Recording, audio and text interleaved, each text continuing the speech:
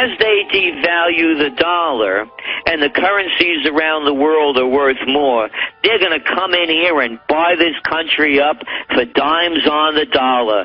So all you people out there, you know who the man you're going to be working for? Well, the man's going to be from China.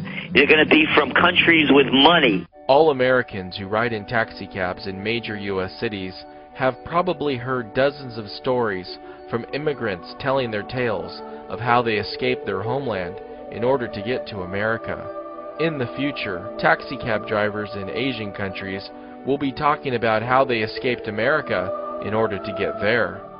There are now thousands of young Americans who are moving to China for jobs. You go to school, you get good grades, you work for 30 years, and then you retire. That system is a fraud. It's an illusion. And it hasn't even been tested. It's been one big experiment. We have an education system here in America where high schools teach students nothing other than the need to get deeply into debt to obtain a college degree that is worthless because everyone else has one. How about getting out of college and being, what, $30, $40, $50, $60,000 in debt? Look, we know Ivy League graduates at a law school that can't find jobs. You think they're going to be angry? Our nation's most prestigious Ivy League schools are teaching students delusive economic principles.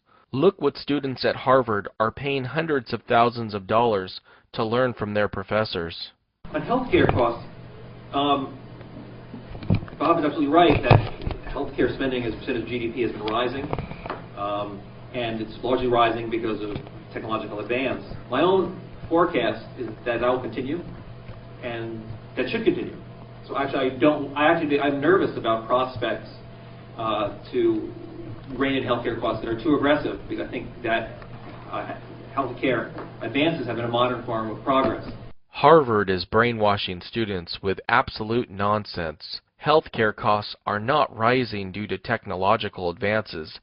They are rising due to government involvement. You look at the areas where government is not involved. I mean, government's not involved in personal computers. They're not involved in cell phones. Yet the prices are falling. If the government was involved, the prices wouldn't be falling. I mean, they can easily rationalize it by saying, well, of course computer prices are going up. Look how much more sophisticated they are. Look how much more powerful they are. How could the prices not go up? They make the same arguments with education or health insurance. Well, they say health insurance, well, it's so much more complicated. We have so much better procedures. If there was no government involved, I'm sure healthcare costs would be falling. Just like other costs are falling in the economy, because the free market is the best mechanism for driving costs down. If you look at braces, or you look at eye surgery, or you look at breast enhancements, these prices were really high when the technology first came out. But just like other electronics, like plasma TVs or cell phones, this stuff has all contracted. The prices have decreased. Healthcare decreases in prices everywhere the government isn't. Not only is inflation gravitating towards the area of our economy in which the government is involved in the most, but it is also beginning to gravitate towards the goods that Americans need the most, and there is nothing that Americans need more than food and agricultural products. I'm big on agricultural commodities. People need to eat. It's not an optional thing. It's not like, you know what, I really want to buy an ounce of gold, but some people can't afford it. But people can say, I really want to eat, but I really can't afford it. People are going to eat. They're going to acquire food. So that's why, with complete assurity, I know, it might sound arrogant, but I know that the prices of basic commodities and food is going to go up, and going to go way up. Before, if you take $1, you could give your kid $1, and they're able to buy, a cookie, a bag of chips, and maybe a fruit punch. That's pretty good for $1. Right now, you could get a fruit punch. And this was only 2 years ago. A fruit punch that we sell at 35 cents is now 69 cents. That's double. That's hyperinflated. And people don't realize it because it's such at a low level. All the basic things, that's candies, foods, the real small 25-cent things, those are all doubled in price already. Why isn't people realizing that? Look at what happened to the price of rice. As a Korean, I don't shop for rice, but a lot of ladies do. they didn't really realize why that bag of rice from $5 went to 19. Brazil said, we're not going to take no more dollars for rice. We'd rather eat it on our own because our economy is growing. And from just Brazil stopping their exports to the U.S., bags of rice went from $5 to $15 overnight. Already, I said I was trying to buy a young coconut. They were $1.19 4 months ago. I went to buy a young coconut. It was $1.69. 40-50% inflation in months. People on the ground all over America are noticing the price of bread and eggs and things going up. So there's inflation in what's important, which is food. So if that's the case, it'd be better to switch those dollars for food right now than not to do so. We're going to see, seriously, victory gardens popping up all over LA and Southern California.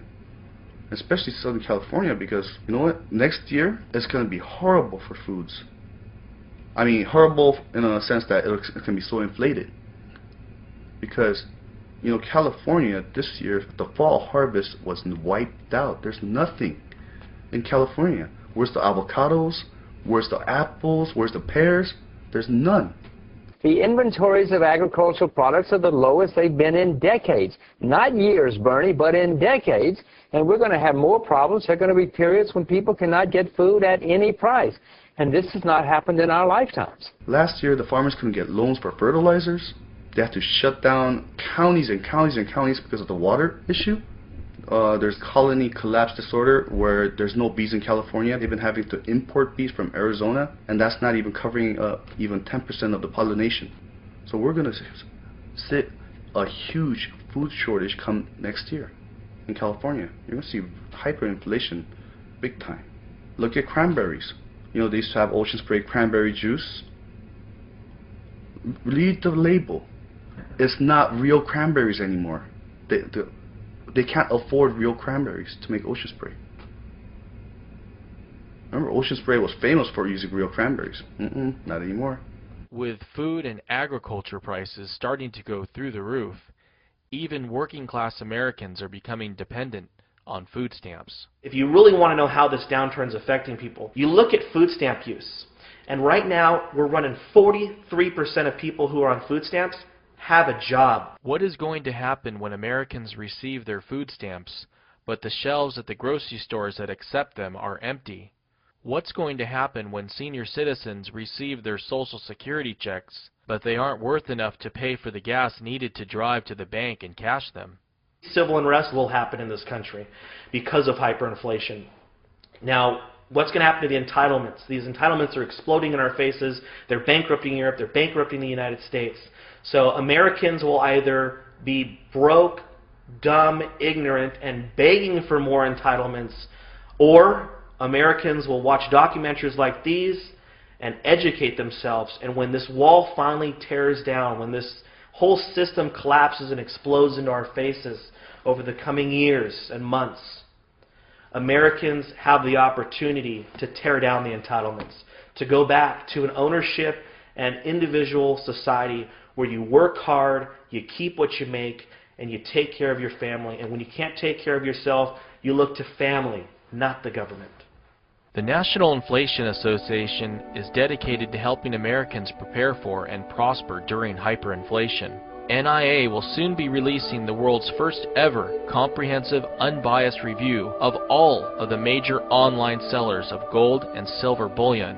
If you would like to receive this special upcoming report along with NIA's latest articles and updates about hyperinflation and the collapsing US dollar, sign up today for the free NIA newsletter at inflation.us. Also be sure to check out NIA's newest feature on inflation.us called NIA Answers, where you can submit to NIA your questions about inflation and the economy and search through the database of previously answered questions.